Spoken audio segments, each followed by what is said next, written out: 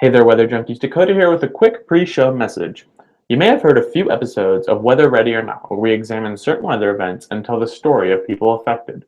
We then dive into the perception surrounding the forecast and risk associated with each event. So far, we've discussed Superstorm Sandy, DC supercells, thunderstorms at Red Rocks, and flooding in Houston. We really love telling these stories, and in 2017, we're hoping to increase the frequency and quality of them. In order to do that, we've launched a Patreon where listeners like you can help us create high-quality content while getting cool perks, like an extra podcast for your ears only. Go to patreon.com/theweatherjunkies or theweatherjunkies.com to help out. Thank you for listening and supporting us. And now, your feature presentation.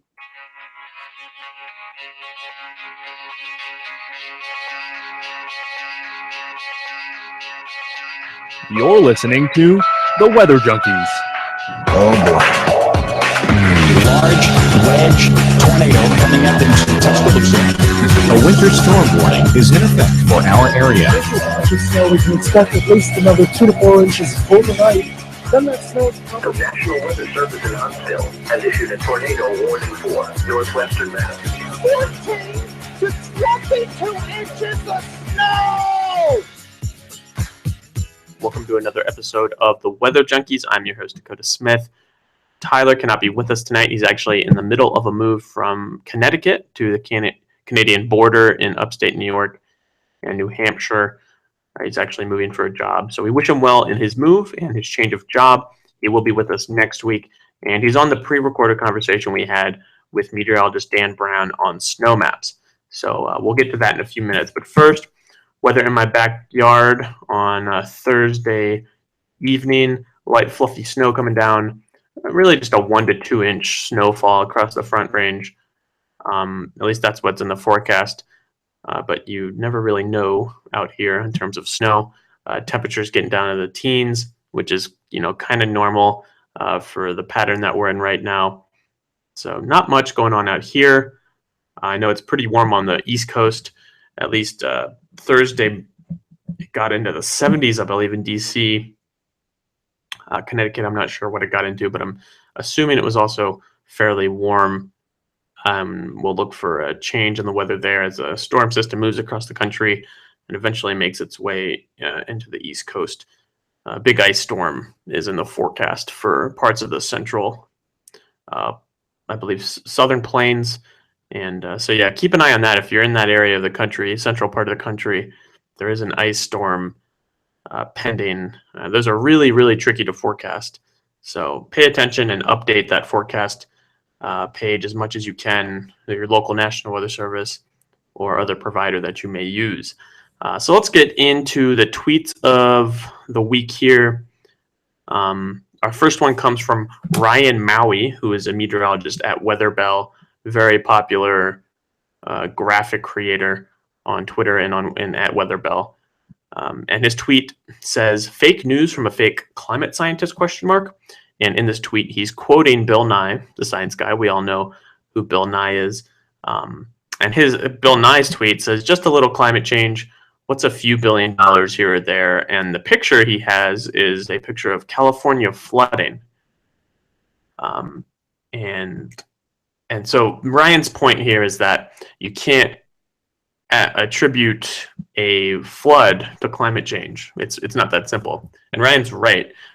You can't really attribute a weather event right to climate change, especially like this, like a flood. There is a lot of discussion about what global warming may do to weather in the future, and we use climate models to predict that. And a lot of them say we will see more floods in certain areas, but you can't just take a flood that happens in one spot and say that's climate change. That's irresponsible. It's not sound science. There's a process that we go through to make sure that we can attribute something, an event to climate change, or a series of events to climate change, and that's through the peer review process and published in a journal. So yeah, Ryan's right on this, and Bill Nye is kind of meh when it comes to educating on climate science. I wouldn't recommend him as your climate science person, but I hear he's getting a show on Netflix, so crossing my fingers that goes okay. Our next tweet here is from the Denver Post. You can follow them at Denver Business, and it's a, I guess it's pretty self-explanatory what they are. Their tweet says, Crested Butte Mountain just closed because of too much snow. Snow machine is ramping up out here in the Rockies and even parts of California. Some places are just getting walloped with snow. I've seen a whole bunch of pictures from out there of just snow piling up to the top of signs on highways and highways becoming impassable. We actually had a slew of avalanches on I-70. It's the major highway that goes through the Rockies from Denver, and a lot of people use it to get to ski resorts in Colorado. And there was a series of avalanches that shut down the 70 for quite some time, and there was actually some pretty dramatic footage of that as well. But yeah, if you have a chance to check that out, it's pretty crazy stuff. But yep, snow is happening out here. Snow machine is ramped up and doesn't seem to be holding back in the near future. So good thing for ski resorts, unless you get too much snow like Crested Butte. So yeah, maybe just a little less snow we could deal with. Moving on to our read of the week here. The read of the week is actually from a good friend, Noah Brower. He wrote it in Weather 5280. He's a meteorologist in the private sector in Denver. And you can follow him at NOAA Brower, BRAUER. And you can follow Weather 5280 at Weather 5280 on Twitter. His article, the title of it was Fresh Snow Cover and Clear Skies, Why So Cold at Night? And he takes kind of an approach to this that I really like. He breaks it down into the simplest form of explaining science. And he talks about how the difference that clouds make in terms of the temperature at the surface, especially overnight, that's a big deal when it comes to the temperature. And then obviously what snow does on the ground. And yeah, I would give it a read. We'll put it on the website in our podcast wrap up post. But yeah, 5280 Weather 5280 is a local weather outlet, and they post a variety of blog posts, and they do daily posts on the weather in Denver, and they're very, very good. So yeah, I would give them a look, especially if you live out in Colorado. They do a very good job. But that's going to do it for this section of the show.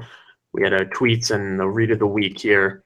You can find those at theweatherjunkies.com if you want to check those out. Any of the graphics or specific tweets that I mentioned, you can find them there. And just a gentle reminder, if you want to help us out to create more high-quality weather content, weather podcast, you can help us out at patreon.com/theweatherjunkies. We're hoping to start a new podcast, and that's not so new. Weather Ready or Not is a series that we've been starting, but we're hoping to make it its own podcast on iTunes and Stitcher, which is costs a little more, but I think we need to do it because it's very different from this show. So if you can help us out, patreon.com/theweatherjunkies. As much as you can give, as little as you can give, it all helps. We really appreciate it. But let's go to our pre-recorded interview now with meteorologist Dan Brown. And now we're joined by Dan Brown. Dan is the morning meteorologist at Western Mass News in Western Massachusetts. They are based in Springfield. He's a Massachusetts native from Lynn, Massachusetts, which is just north of Boston. And 2017 is actually a big year for him. He celebrates 15 years at WGGB in Springfield. So, Dan, welcome to the show. Yeah, thank you, Tyler. Thank you very much. You got the math down. It'll be 15 in September. You're right. That is impressive. That is impressive. And I guess I should divulge that I did work with Dan for a year.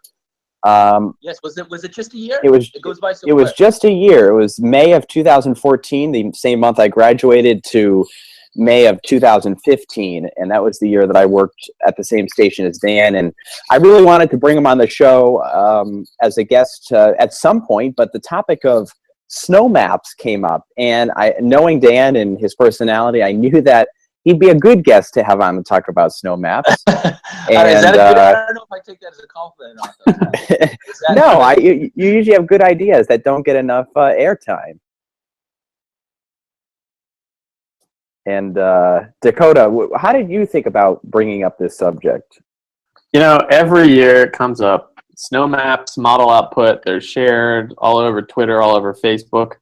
And sometimes it's not, they're not shared appropriately. You know, you're getting 10 days of snowfall accumulation from the GFS, and it kind of starts a mini panic before a big storm or before a storm that doesn't even happen.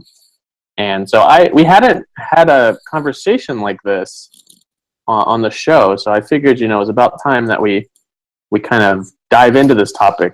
And just this week, the big deal was ice maps. And I guess, you know, there's a chance for a big ice storm across the country in the south this week, and a lot of the ice accumulation maps were shared.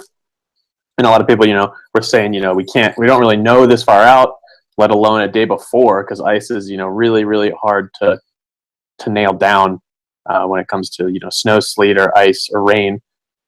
So yeah, I thought we'd have a nice conversation, and bringing in another on-air Met is, I think, the perfect way to do it, because you guys are the ones sharing those maps. Yeah, so and guys, it's almost as if, you know, with Twitter and Facebook now, so many maps, whether it's ice or snow, they're now, you know, out to the public days and days in advance. So, you know, you almost, to keep up with the Joneses, you almost have to put out snow maps sometimes when you may or may not even feel comfortable doing it. Well, Dan, which can be a problem. You texted me one day and you're like, they want the numbers, give them the numbers. Well, yes, and what I meant by that, and I do it too, sometimes it'll be, you know, we'll be 3 or 4 days out, and or I don't know about that far out ahead, but there'll be a certain amount of time ahead, and you have a number in your head, but you don't necessarily want to divulge that number yet because you're not totally confident. But at the same token, people all over the place watching on TV, they're saying, all right, that's great, but how much? It's like, if you don't give it to them, they're just going to go somewhere else to find it, and often they'll go to Twitter or Facebook to find it. I think that's a great point. You know, sometimes, I don't know if you've experienced this, but in the last couple storms, there have been people that have said, oh my gosh, the forecast was terrible. And we're like, well, it was right on. What do you mean? Right. And then it comes down to sources. Oh, well, you're looking at Weather Underground, or you're looking at weather.com, and people will go elsewhere if you don't put out a snow map. And oftentimes some of those sites are way off. So there's a lot of things in play as it relates to snow maps and as it relates to where people are getting their information. And right, if you're not putting out that map, they're thinking basically that it's like, well, you're not doing your job. It's like, okay, that's great, but show me the numbers. And you know how this has become more relevant, or even you figured it out even more, is now that there's Facebook Lives. You do a Facebook Live, you'll be talking to people that can interact with you. You'll give them this great information, you know, especially as weather folks. We're looking at certain things, we find it interesting, and some of the folks do in the conversation. A lot of them do, they wouldn't be listening. Start getting questions back. They're like, okay, that's great, but how much in Boston? Neighborhood, and ask how much snow. They want to know the exact number where they live. yeah. So it really shows, like, wow, people really do, at the end of the day, they just give me a number. Give me a number. So Dan, do you share model output snow maps? And if you do, when do you start sharing them in terms of the storm timeline? It's a good question. You know, I don't show model output that often. but I think it might be probably a good idea. Maybe the further out you are from the event, you don't want to put together a snowfall map. You can maybe, I mean, if it's not something crazy and it's within your line of thinking, maybe you'll show a model map, further away from the event, perhaps. Or if you're trying to tell your story about how, geez, I'm not putting out a snowfall map because look at this. This model says, and you show whatever model, and it's 15 inches of snow. And this model says 2 inches of snow, and then you can explain why you don't put out the map. Gotcha. And when do you start making your personal the maps that you and your team make? When do those start going out? Well, I guess it all comes down to the event, right? I mean, is it an event that we've been talking about for days and days, or is it an event that has just cropped up? The models have just picked up on it. So I don't think there's any set timeline. I think it's more of a feel. I mean, and it's also, how confident you are with the forecast. I think some storms, the models are picking them out a week ahead of time. And, those are the ones that we have the biggest problem with because, we see it and we're like, okay, we're going to have time to figure this out and we're going to follow along with it. But then the next thing those are also the storms that pop up on Facebook that everyone's talking about weeks ahead of time. So, I guess the short end of that question is I don't know. It just depends on the event, depends on how things are playing out. It depends on the feel in general of the storm. But more importantly, it depends on your confidence level too. Absolutely. I mean, if you could use the last couple of days as an example, it snowed on Friday morning, like a couple inches, and then we had this ocean storm, this much larger ocean storm that was creeping west and west and west. Mm-hmm. And I think it was Friday morning, I was working with our morning guy, and I'm like, we got to put out a snow map. In the moment, you're like, oh, we can't put out a snow map. But then when you actually do the math, it's like 24 hours out. Yeah. And because it was a Friday morning, it was, a lot of people may not tune in Friday night or be in tune with the weather at all. So that was really your last chance to say, hey, 6 inches might fall tomorrow. In some ways, I like those storms because the hype is not allowed to build up. Yes. But conversely, a lot of people may not know about the storm just because it sneaks in. Initially we didn't think any snow would fall, and then it turned into like 6 inches or more. So, and that was a unique event too, Tyler, where you actually had to, I remember Friday morning. Must have been Friday morning. You're actually putting. You had to show two. Yeah, 2 snow maps. Right, which you show 2 snowfall maps. That too can be confusing to the viewer. It is, and I think we actually. We put out a second snow map, and we really framed it right. We said that this is tomorrow. It said it didn't say tomorrow. It said Saturday on the banner. Yep. And someone commented and said, like, oh, wow, you were spot on or something. And we're like, well, that wasn't for today, but, we did our best to try to say that it's tomorrow. Right. And just, I guess I just want to make this point. We're talking about you got to keep up with the Joneses, but at the end of the day, you really don't want to. Putting out a snowfall map should be totally about confidence more than anything. And I think before Facebook and before Twitter, it was strictly about how confident do you feel about this event. You don't want to just put a snowfall map out just to do it. I know when you're getting closer to an event, at some point you have to make that call. It's like, geez, I'm not that confident, but we got to put out numbers or something. But I think just because of Facebook, because of Twitter, because of more heightened maps coming from every direction, now you have to kind of put about a little bit ahead of time because of the. Now, I think you would agree, even though we have a greater demand to put things out, I think even when you're getting in the weeds of model snow and model ice forecasts, you have to do what is our skill. And one thing that you can't do is put out a model plot of like hundredths of an inch of snow, and certainly not hundredths of an inch of ice, because we can't even forecast ice to the 10th of an inch accurately. And right. In the snow, we can there's no way we could do 100ths of an inch. And I still see that today on social media. People put out like 1.93 inches of snow. let's call it, over forecasting, basically, right? I mean, yeah, I was just looking at, like even Saturday's storm. It's like, especially when the ratio is like 15 to 20 to 1. One extra band of snow that rotates through for an hour, and you've just gone from 3 inches to 6 inches.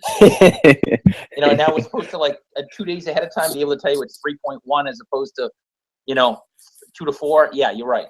You're right. You don't want to over forecast.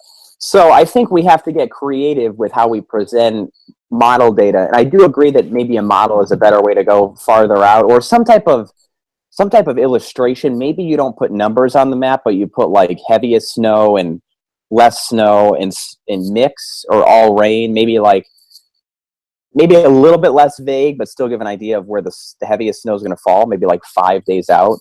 Yeah, I totally agree with you. The only problem with that, Tyler, is I've tried that, and then it's like you still get okay, that's great, but how much?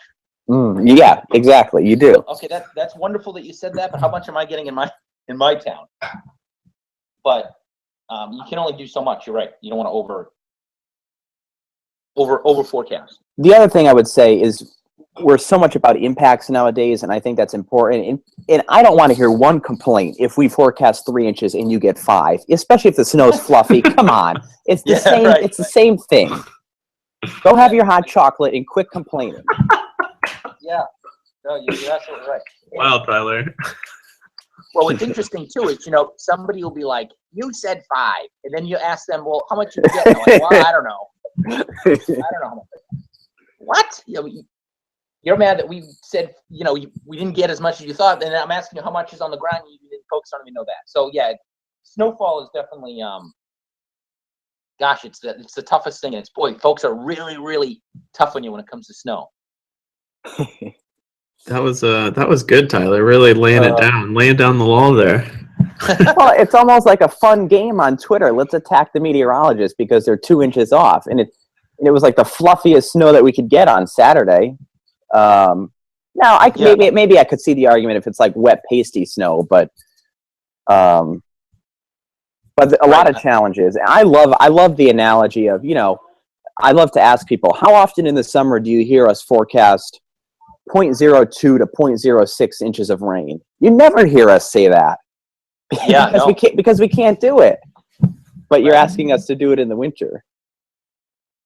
And of course, people don't care, right? 0.4, 0.6. I mean, I guess it all comes down to impact, right? I mean, if we're going with a light snowstorm and we say 3 inches, you got to look at the general theme. I mean, did you end up with light amounts? I think that's the best we can ask. I know folks want specific numbers, but when it comes to ice, I don't know that. When it comes, I'm not big into like we're gonna get point whatever with ice. I don't think people know what that means. You know what I'm saying? I don't necessarily know people can put that into their what does that mean to them? I think that's a great point. That goes back to impacts. Yeah.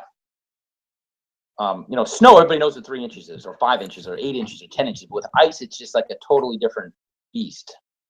They're just not used to ice maps or ice accretion or what that all means. I think you'd be naturally inclined to think like a 1/4 inch of ice is nothing. Right.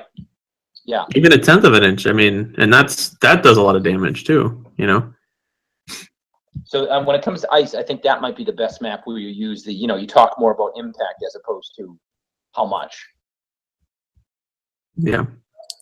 So I was curious if you guys, as TV meteorologists, if you see before like a big storm, or say before there's a chance of a big storm, if you see a bunch of these crazy snow maps put out by amateurs on Twitter and Facebook and wherever else, is there anything that you guys can do to address that and address the fact that we might not see this storm, or we may, we just don't know yet? It's so far out that we may see 0 snow, or we may see a foot. It's this far out, you don't know. Is there anything you guys as a group, as like a community, can do to address those types of situations?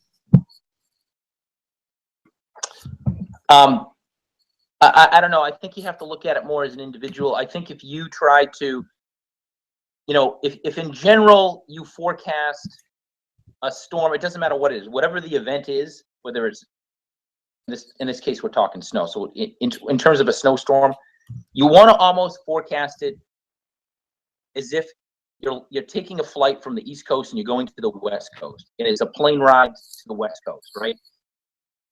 It's a roller coaster ride. You just want your viewer, so you're kind of easing the viewer into a big snowstorm, or you're pulling them back away from a big storm. You don't want to be like, we're going to get 10 inches. Oh, no. Next run. Oh, we're going to get 2 inches. So we're going to get 10 inches. So I think if the viewer sees you as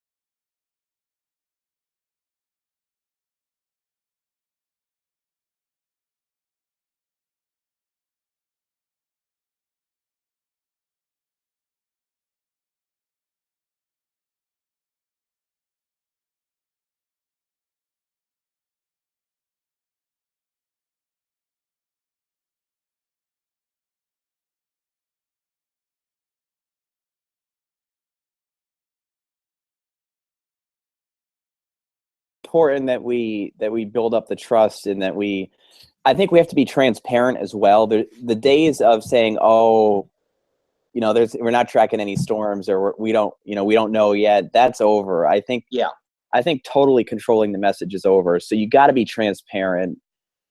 And I try to be very real. Like if I'm just not sure about something, I'll try to explain the options, especially if it's out at the end of the extended forecast. But and that's where I think, especially if you can use computer model data and to help tell your story, like why don't you know yet? And then you say, well, look at this model, look at this model, and that's why.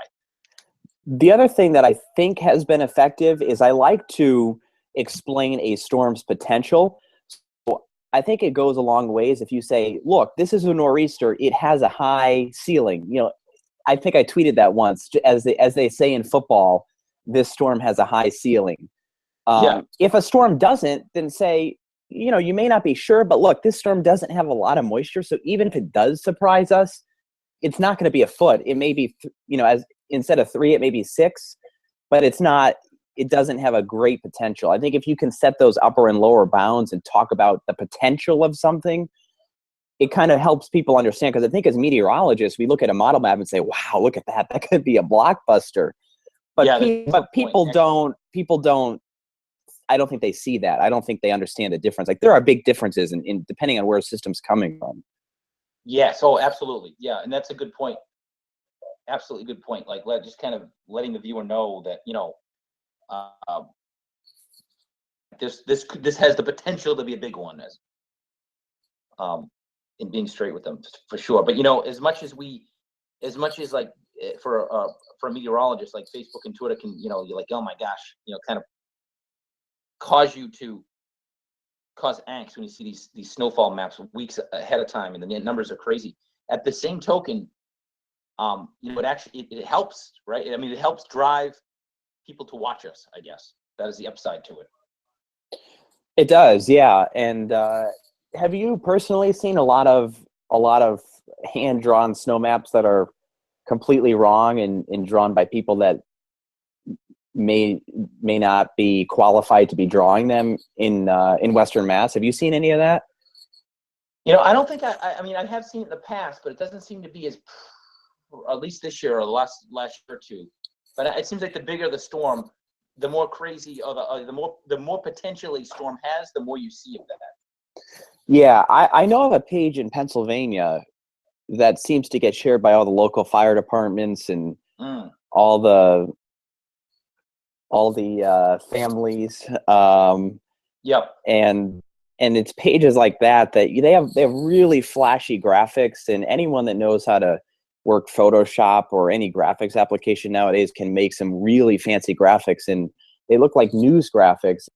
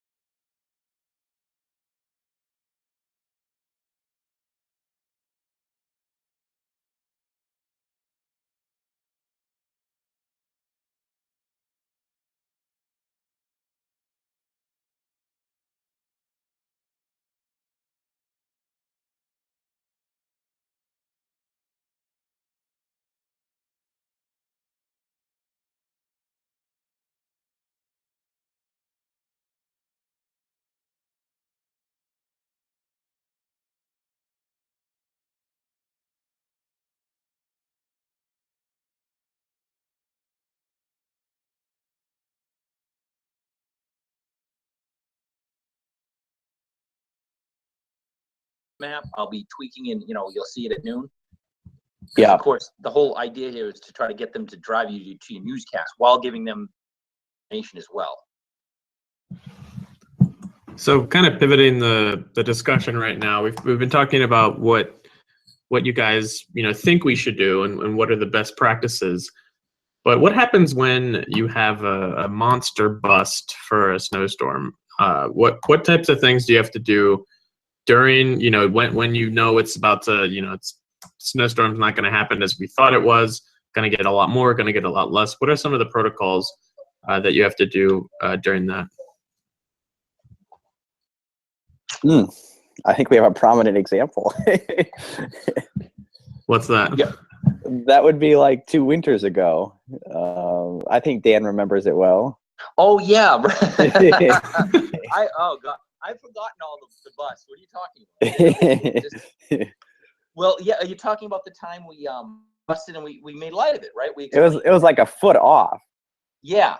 Yes. I mean, you can't we just straight up, we actually, I think we put together a piece where I actually took questions from folks. You did. Yeah. I think it's still on YouTube. Yeah, and it was kind of tongue-in-cheek, kind of humorous, but at the same token, try to answer the questions straight up. And I think with that particular storm, it was a bust, but it wasn't like it wasn't like a foot and we got nothing. I think it was like we were forecasting maybe like a foot and a half, and we ended up getting like 6 or 7 inches. So yes. We still ended up getting some snow out of it, but absolutely. I mean, if there's a bust, I have no problem. You got to address it. You have to face it. I think there's nothing more probably upsetting to people than it's like, we're talking about a foot of snow, and then all of a sudden the next day you get on the air and it's like, nothing to see here. We're moving on. We missed that one. We were lucky there. People weren't like, whoa, buddy. Give me an explanation. What happened? That was probably the big.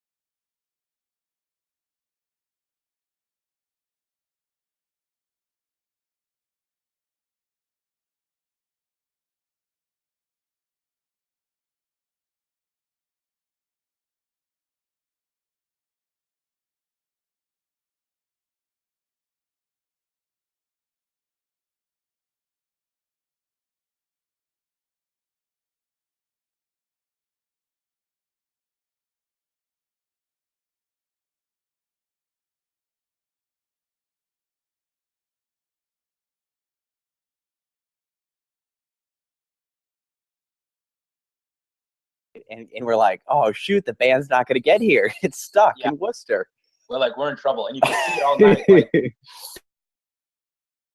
And as they were doing so, basically there's a slight downslope Worcester County. Oh and you god. can up on the radar, and it's like, uh-oh. I will say though, personally, and I was on the evening before, I didn't see much backlash at all, if anything. So from folks, you mean, or yeah. No, this has been worse. I remember, at least in that case, we got accumulating snow. People had to cancel. People still had to shovel. But there were storms, and going back a couple of years, maybe, I don't know, this is probably like 2010, where there was nothing. And a reporter actually we had to do a story on it. And the reporter, actually Ray Herschel, did a story of 2 kids playing baseball catch in the park when there was supposed to be a blizzard going. It's like, oh my god! It's like, holy cow! Granted, it was like 30 degrees and like a steel gray sky, but it was doing nothing. So it's gonna happen. But I think the best thing to do is just straight up. Just, explain what happened and just admit it. It seems like those types of busts are happening less and less. From my experience, growing up as a kid on the East Coast. Yes, absolutely. Yeah. I think, right. Yeah. Of course, the model data is a lot better. Things are just, as time goes on, the forecasting is better.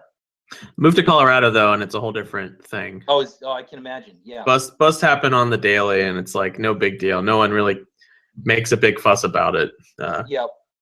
In fact, I talked about this last week, but the city of Boulder now puts out its entire fleet of snowplows, no matter how much snow they're getting, because they don't trust the forecast.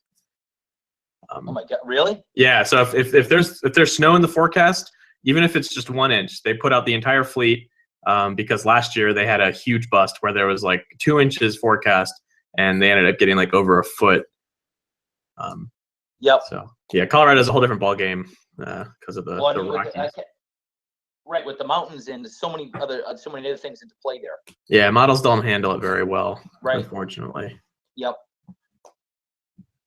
But yeah, no forecasting. Trying to come, but it's almost like look, if you work in a restaurant, you're going to break a dish. If you play shortstop for the Red Sox, if you work shortstop for the Red Sox, a ball's going to go through your legs. I don't care how good you are at some point, right? I like that analogy a lot. If you forecast weather, you will blow a snowfall forecast. It's just going to happen. Yeah, and then people come back at you at the saying, only job you can be wrong 90% of the time. Oh, don't get me started. Good grief. Well, my latest comeback to that is doctors are wrong far more than we are, and their decisions are usually pretty important. Yeah, I tell you, and you pay them a lot more money for their advice. At least insurance companies do. Yeah. For our forecasts, for our opinion, generally speaking, it's free. Yeah, you watch an ad here and there, and then you get the snowfall map. That's funny, but yeah, no, it's true. It is true. We're not people are wrong all the time, regardless what their profession is. Just that ours is more it's front and center. I guess the only other thing that we haven't really tackled is probabilistic forecasts, and I know the National Weather Service is doing that a lot now, and I kind of like their maps from a forecaster standpoint. Some of them are not that great, though. In fact, I saw one from, I believe it was the New York City office, where the most likely snowfall was literally higher than the expected, possibly up to this much snowfall. Uh-oh. So that's just poor. That was a mistake, right? Yeah, a mistake. But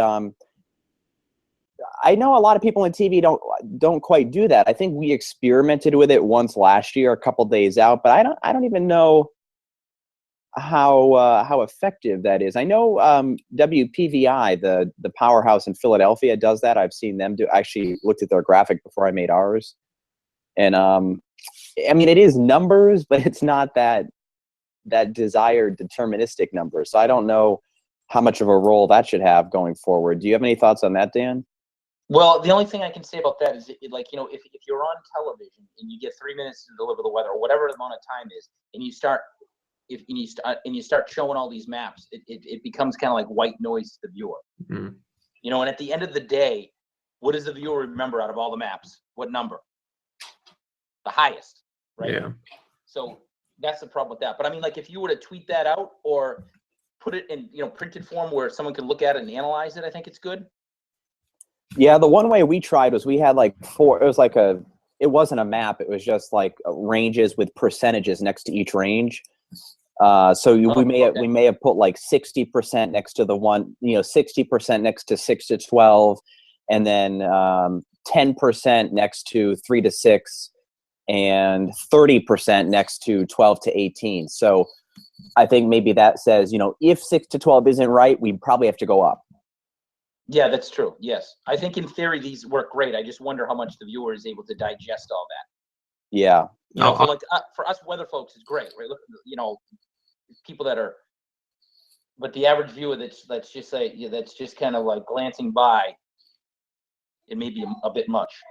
That's exactly what I was going to say. I really like it as a weather person, but have no idea how people interpret that. Yeah. And, it's interesting to even forget about people. I mean, what about people, even like reporters in the business? We had I forget what storm it was this year, and, it ended up coming under the storm in general. And I think we had, we put in wording like isolated foot in the hills. Isolated, I think it was 6 to 10, and then just isolated 12 inches or whatever. And even our own reporters, when they're out in the field, they just kept ad-libbing up to a foot across the area. It's like, can you imagine what a viewer said? All they're seeing is a foot. So I think it just might muddy the waters. Absolutely, and I think when you see that, it's kind of alarming. It's like, whoa, like how is our message being received? And I think that kind of keeps us grounded. I think a simple message is the easiest way to go, but at the same token, you have to give meaningful, insightful information. So wrapping up this conversation here, we ask this to everyone who comes on the show. So Dan, what type of advice would you give to an up and coming on-air meteorologist or someone in college who wants to be on air? What would you tell them? Stay out. No, I'm just kidding. I was going to say, no. Get out. Start by going in a different. No, I would say. I would just say persistence in terms of if they want to, if their heart is set on being a broadcast meteorologist in general, or meteorology in general, but specifically for TV, meaning.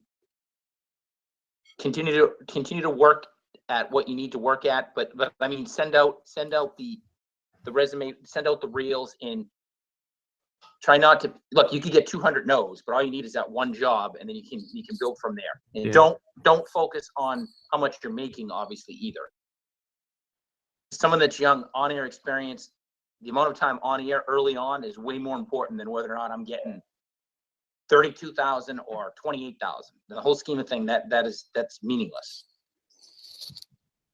So for on-air meteorologists, persistence, keep sending it out in front of the camera, wherever you may be able to do that, whether it's at school or going to a local television station. Practice, and don't get down because no matter how many people say no, don't get down because of it. Just be persistent. Great advice. Dan, thank you for coming on the Weather Junkies. It has been a fun show. Oh, no, this is a great topic. I enjoyed it very much. Thank you for having me. And that was our conversation with meteorologist Dan Brown on snow maps. Had a really fun time with that. Glad Tyler got to join us and Dan got to join us. So thank you very much, Dan, for helping us out there. But that's going to do it for this week's show. We'll be back next week. Thursday, or if you're listening to a pre-recorded version, you'll see another episode pop into your stream. You can follow us on Twitter at the Weather Junkies, WX Junkies. We're also on Facebook. You can listen to this podcast on SoundCloud, YouTube, iTunes, or really any podcast provider out there. Give us a rating or review if you can on iTunes or Stitcher. Most apps let you give a rating or review. So go ahead and do that for us. And finally, patreon.com/theweatherjunkies if you want to help out and make this show better than it is now. You can also donate at theweatherjunkies.com. There should be a link there as well. But for now, I'm Dakota Smith. Thanks for joining us.